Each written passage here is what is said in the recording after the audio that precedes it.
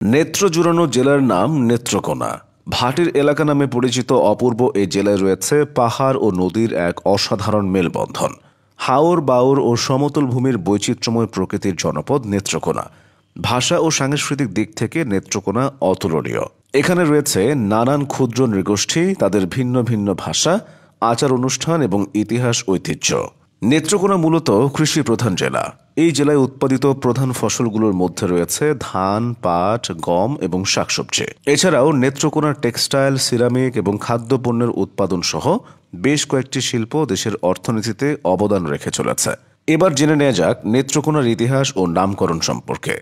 নেত্রকোনা জেলার নামকরণের ইতিহাস বেশ দীর্ঘ। এটি একসময় নাটোরকোনা নামে পরিচিত ছিল, যার বাংলা অর্থ নাটোরের কোণ। অনেকের মতে অষ্টাদশ শতকে জমিদাররা নেত্রকোনা এসেছিল নাটোর থেকে, কিন্তু পরবর্তীতে ব্রিটিশদের ভুল উচ্চারণের জন্য নাটোরকোনা হয়ে যায় নেত্রকোনা।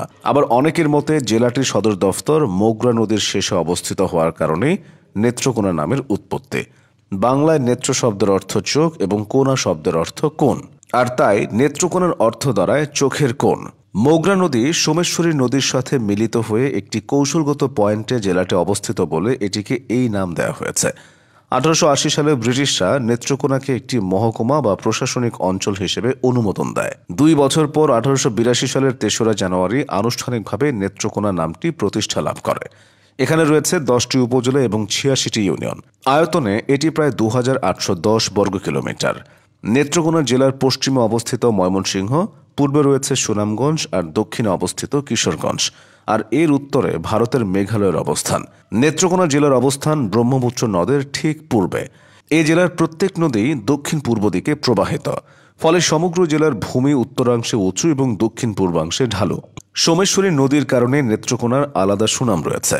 সোমেশ্বরী নদীর বালি যেমন ব্যবহার করা হয় কাঁচ তৈরির কাজে, ঠিক তেমনি এই নদীতেই পাওয়া যায় দেশের একমাত্র ভিন্ন প্রজাতির বিশাল আকৃতির শোল মাছ। সম্রাট জাহাঙ্গীরের রাজত্বকালে সমগ্র ময়মনসিংহ অঞ্চল মুঘল সাম্রাজ্যের অধীনে ছিল। সে সময় অনেক দুর্গ গড়ে তোলা হয়েছিল।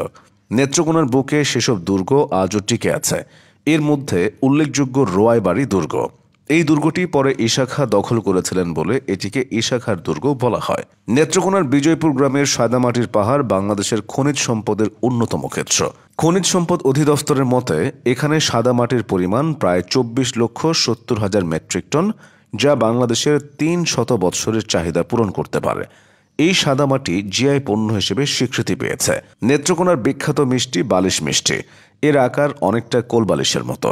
বালিশ মিষ্টির ওজন সর্বোচ্চ 2.5 কেজি পর্যন্ত হয়।